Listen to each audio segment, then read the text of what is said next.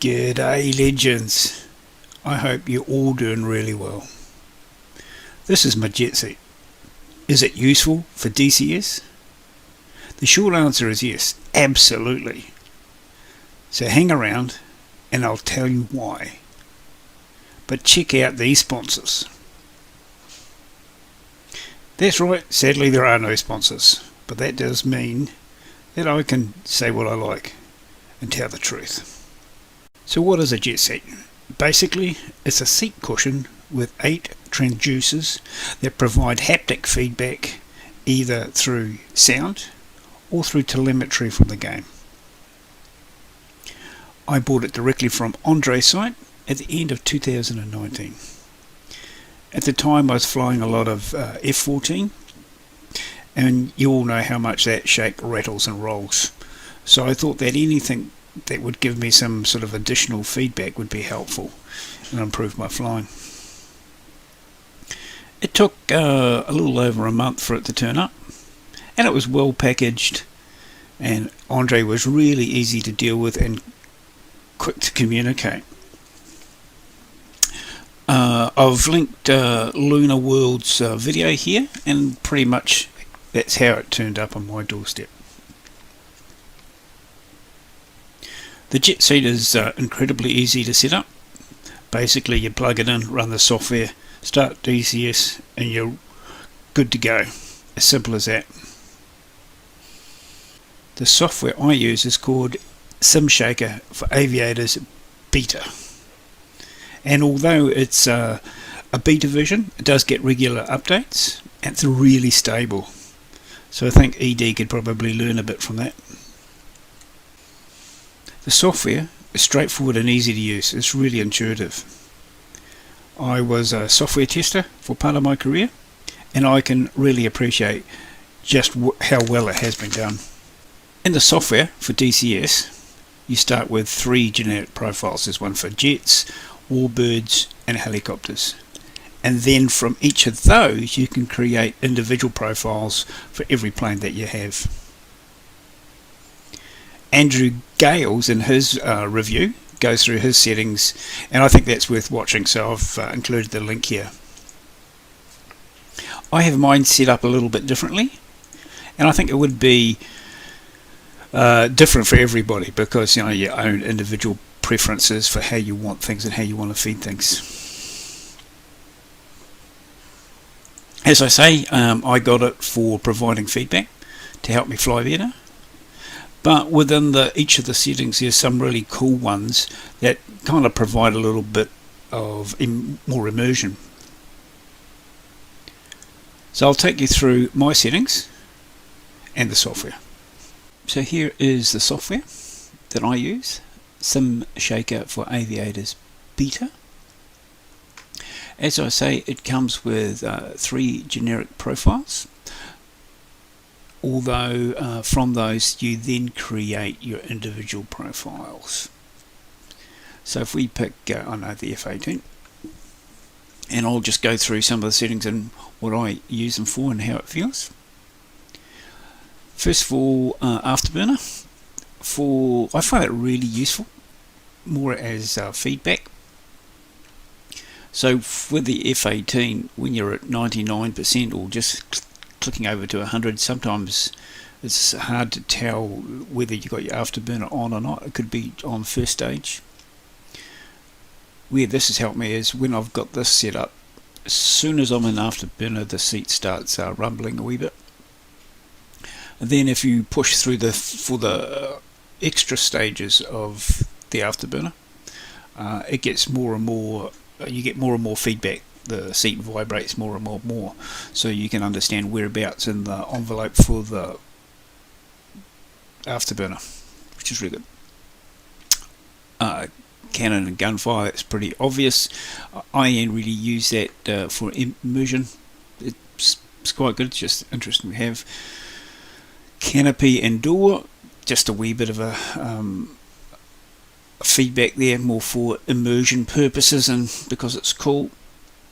What you do have to be careful is you don't have too many of these going on at the same time so they overlap and you lose the intent. Flare and chaff This is more for feedback. I doubt that you would feel it in the aircraft, but I got this tip from Andrew Gales, and it's really quite handy to have. So you flick your flare and chaff, you can feel a quick jolt through the seat, but when you run out, if you click flare and chaff, obviously you're not going to feel anything, so you immediately know that you run out. I have engine rubble piston beat turned off because it just seems to be on all the time, so I don't need to have that. It's distracting. Failures and damage, pretty obvious. Flap movements, in some aircraft I have that on, some I have off. Obviously with the F-18 and it being automatic, it's sort of moving most of the time, so it can be a bit distracting. Gear turbulence, that's more for cool factor and a bit of immersion. It's quite nice. G effect, now Andrew didn't like this and he had it turned off. I think it's probably the most useful setting that you can have. So, but there's a trick to it. When I first had it on, it was like it was on all the time and it was kind of pointless. But what you really need to do, and this is what I found out, if you go to the special options tab, up here in the left hand side you got G filling. So I've set mine to -1 -G and +3G. So what that means is when I'm pulling G on the aircraft, the feedback won't start until 3G. So between 0 and 3 it's just like flying normally. As soon as you hit the 3G you start getting feedback. The feedback actually comes from the seat part of the seat, so underneath your legs, so like you're feeling like you're being pressed down, unlike the afterburner which is on your back being pressed forward. When you get to the 3G and then you start applying more and more G, the seat will vibrate more and more, so it gives you some really good tactile feedback of what's happening. I've found this more useful for the warbirds, particularly the Mustang and things like that, because you don't have any head-up display or anything to telling you where you're at. Hitting this 3G limit and then understanding what's happening it's been really useful. But you have to set this up. If you just leave it at standard it's 00, so it's on all the time. What else we got here? Ground bumps. Ground bumps sort of kind of cool. They can be a bit annoying if you're taxiing for a long way along the runway, so the cracks in the concrete and things like that, you'll get a wee bit of a feedback. Same with the ground roll. I've turned the ground roll off because it just gets a bit annoying. High speed shutters, yeah, that gives you some fairly strong feedback when you're reaching the end of the envelope. Gear up and down, just for the cool kind of feeling on that. Payload release missile launch, this is quite useful too, kind of like the flare and chaff, so you know that you physically released it, or if it hasn't, something's gone wrong. Refueling boom in and out, very subtle. I've got that set as quite subtle. That's more for the cool factor than the feedback. Ejection seat, well, you got to ramp that up, don't you, just for the sake of it. Speed brakes, I kind of keep setting this on and off. It's good to know that they're on, because occasionally you can accidentally leave them off if you're in the heat of battle. Leave them on if you're in the heat of battle. Probably 20 I'm finding is a wee bit high, so I might change that later on. For jets, I don't normally have buffet or ring state on. That's very useful for helicopters. Tailhook again is for the cool factor of just feeling something, and touchdown, bit of a thump when you hit the ground. Turbulence, yeah, I don't like that. Wheel blocking or the wings folding, kind of, but I find those a wee bit distracting, so I can turn them off. You can turn them on just as easy. So we'll quickly go to the Huey. I have a lot turned off on here, so canopy door, much the same, just for the cool factor. Flare and chart for the feedback. Transitional lift, so when you take off and then moving forward, going through ETL. At least you know what's happening there. That's kind of more for the cool factor than anything else. Payload relaunch, all these I've turned off. G effect for helicopters, pretty pointless. Ground roll, same with that. I don't tend to have either of these on, so if the rotor is low speed or high speed.